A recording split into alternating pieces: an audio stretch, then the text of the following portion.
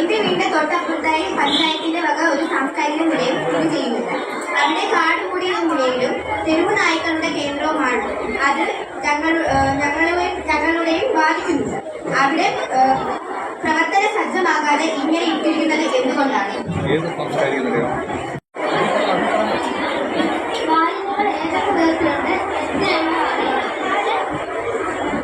തെരുവ് നായകളെ കൊല്ലാനിപ്പോ ഒരു നിയമപരമാണ്. പണ്ട് ഇതിനെ പിടിച്ചപ്പോൾ കൊല്ലായിരുന്നു. ഇതിനെ ABC പ്ലാൻ മാത്രമാണ് പഞ്ചായത്ത് 10 പൈസ വെക്കുന്നത്. നമുക്ക് കൊല്ലാനൊക്കെ ഒരു മാർഗവും ഇല്ല കേട്ടോ. അതാണ് അടുത്തത്. ആ മൈക്രോൺ അല്ലാത്തതെല്ലാം നിരോധിക്കപ്പെട്ടത് തന്നെയാണ്. ഹരിതകർമ്മസേന സ്വീകരിക്കുന്ന പ്ലാസ്റ്റിക് മാലിന്യങ്ങൾ ചാക്കുകളിൽ ശേഖരിച്ച് ഒരു പ്രദേശത്ത് വെക്കുകയാണ്. അവിടെ നിന്ന് ആഴ്ചയിൽ ഒരിക്കൽ അല്ലെങ്കിൽ 1.5 ആഴ്ചയിൽ ഒരിക്കൽ പഞ്ചായത്തിന്റെ MCF ഷെഡിലേക്കാണ് മാറ്റുന്നത്. അവിടെ വെച്ചുകൊണ്ടിരിക്കുകയല്ല. നമ്മുടെ ഈ വീടുകളിൽ നിന്ന് ഇത്രയും മാലിന്യം ശേഖരിച്ചുകൊണ്ട് വരുമ്പോൾ ആ വരുന്ന 2 വനിതകൾ അവരത് കൊണ്ട് ഒരിടത്ത് കേന്ദ്രീകരിച്ച് വെക്കും.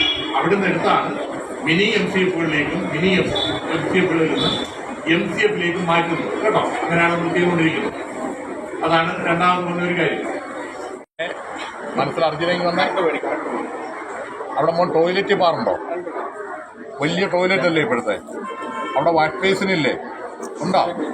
ഉണ്ട്. എത്ര യൂറിനറി വെലോസിറ്റികളെല്ലാം തന്നിട്ടില്ലേ? ഉണ്ട്. വൃത്തിയുള്ളതല്ലേ?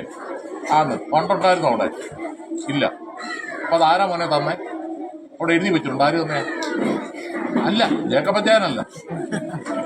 എന്റെ പേര് പറയരുത്. ആര് തന്നെ അവിടെ? എന്റെ പേരാണോ എഴുതിയത്? കാരണം ഇളമാട് ഗ്രാമപഞ്ചായത്താണോ?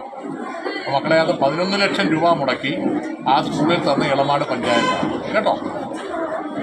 ഒരു പഞ്ചായത്ത് ഒരു സ്കൂളിൽ കൊടുത്താണ് 11 ലക്ഷം രൂപ മുടക്കി ഒരു ടോയ്ലറ്റ് കോംപ്ലക്സ് നമ്മുടെ ആ സ്കൂളിലേക്ക് കൊടുത്തു. ടീച്ചർമാരി കുട്ടികൾക്ക് കൊടുത്ത് പറഞ്ഞു കൊടുക്കണം. അതിലൊരു പിള്ളേരിക്കുന്നത് ചോദിച്ചാൽ ഞങ്ങൾ പെട്ടു റിപ്പോർട്ടിലൊക്കെ ചോദിച്ചാൽ കേട്ടോ. 2 തുമ്പൂർ മൊഴിയുടെ പണി ഇപ്പോൾ നടക്കുന്നുണ്ടോ മോനെ? ഒരു പണി സ്ഥലത്ത് വന്നോ? അവിടെ വന്നല്ലോ. വന്നപ്പോൾ അവിടെ മണ്ണെടുത്ത് തടസ്സം വന്നുകൊണ്ട് ഉറയ്ക്കാത്തതുകൊണ്ടാണ് പണി നടക്കാത്തത്. അപ്പൊ അതിനും 6 ലക്ഷം രൂപ പഞ്ചായത്ത് തന്നിട്ടുണ്ട് അല്ലേ? ഇത് കുഞ്ഞുങ്ങൾ കൂടെ പറഞ്ഞു കൊടുക്കണമെന്ന് ഞാൻ പറഞ്ഞു. മക്കളെ അതൊക്കെ ചെയ്തിട്ടുണ്ട് കേട്ടോ. അയ്യോ ശരി, ഓക്കെ. ഹരിതകർമ്മസേന സ്വീകരിക്കുന്ന പ്ലാസ്റ്റിക് മാലിന്യങ്ങൾ ചാക്കുകളിൽ ശേഖരിച്ച് ഒരു പ്രദേശത്ത് വെക്കുകയാണ്. അവിടെ നിന്ന് ആഴ്ചയിൽ ഒരിക്കൽ അല്ലെങ്കിൽ 1.5 ആഴ്ചയിൽ ഒരിക്കൽ പഞ്ചായത്തിന്റെ MCF ഷെഡിലേക്കാണ് മാറ്റുന്നത്. അവിടെ വെച്ചുകൊണ്ടിരിക്കുകയല്ല. നമ്മുടെ ഈ വീടുകളിൽ നിന്ന് ഇത്രയും മാലിന്യം ശേഖരിച്ചുകൊണ്ട് വരുമ്പോൾ ആ വരുന്ന 2 വനിതകൾ അവരത് കൊണ്ട് ഒരിടത്ത് കേന്ദ്രീകരിച്ച് വെക്കും. അവിടെ നിന്ന് എടുത്താണ് മിനി MCFകളിലേക്കും മിനി MCFകളിൽ നിന്ന് MCFിലേക്കും മാറ്റുന്നത് കേട്ടോ. അങ്ങനെയാണ് നമ്മൾ ചെയ്തുകൊണ്ടിരിക്കുന്നത്. അതാണ് രണ്ടാമത് പറഞ്ഞൊരു കാര്യം. കടമകളെ മനഃപൂർവ്വം അവഹേളിക്കുന്നു. അതിന്റെ ഫലമാണ് ഇന്ന് കേരളം അഭിമുഖീകരിക്കുന്ന ഏറ്റവും വലിയ പ്രശ്നമായ മാലിന്യ കൂമ്പാരം. ഇന്ന് നമ്മുടെ പൊതുനിരത്തുകളിൽ കൂടിപ്പോലും മൂക്ക് പൊട്ടാതെ നടക്കാൻ വയ്യാത്ത സാഹചര്യമാണ്. ഉപയോഗിക്കുക, വച്ചരിക്കുക എന്നത് നമ്മുടെ ശീലമായി കഴിഞ്ഞിരിക്കുന്നു. വർദ്ധിച്ചു വരുന്നത് കൊണ്ട് അങ്ങനെ സംഭവിച്ചാൽ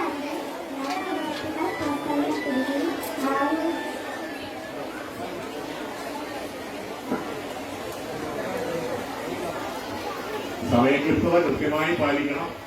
മാക്സിമം 3 മിനിറ്റാണ് സേവനങ്ങൾ ഗവൺമെന്റ് എത്തിയത്.